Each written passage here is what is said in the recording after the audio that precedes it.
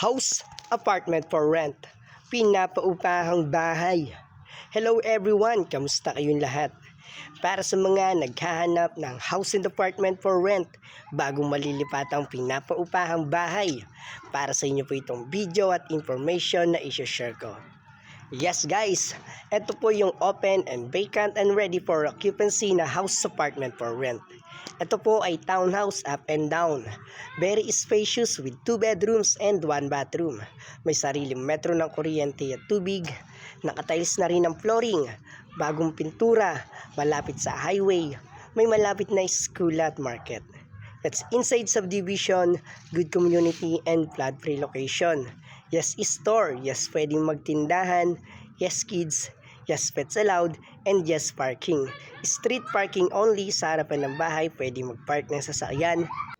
Yes guys, para sa mga naghahanap ng house and apartment for rent, ang location po nito sa Bacoor City, Cavite. So ito po yung video ng bahay. Yan, meron siya sariling gate na pwedeng magtindahan, meron ding laundry area sa harapan ng bahay.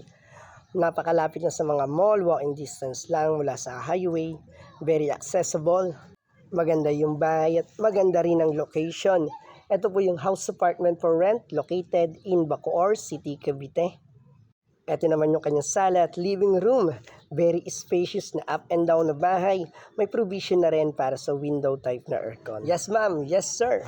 Sa nagtatanong naman kung magkano naman ang presyo nitong pinapaupahang bahay, ito po ay 11,000 pesos monthly. Yes, house apartment for rent, 11,000 pesos monthly with 2 bedrooms and 1 bathroom. Located in Bacoor City, Cavite. Hello everyone, please don't forget to like, comment, and share. Subscribe na rin kayo para lagi kayong updated sa tuwing meron akong bagong i-upload na mga video and house and apartment for rent. Maraming salamat. Malaking tulong na yan para mag-grow pa ang ating YouTube channel.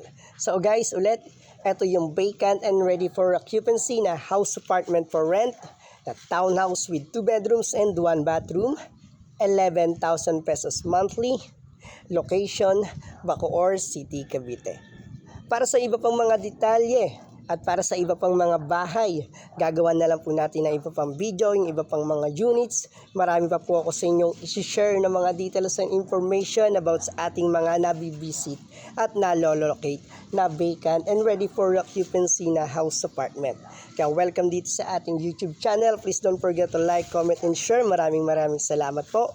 So ulit, sa mga interested, kung gusto nyong bisitahin, pwede nyo na rin po itong makita ng personal. Ito po yung townhouse with 2 bedrooms and 1 bathroom located in Bacoor City, Cavite. House apartment.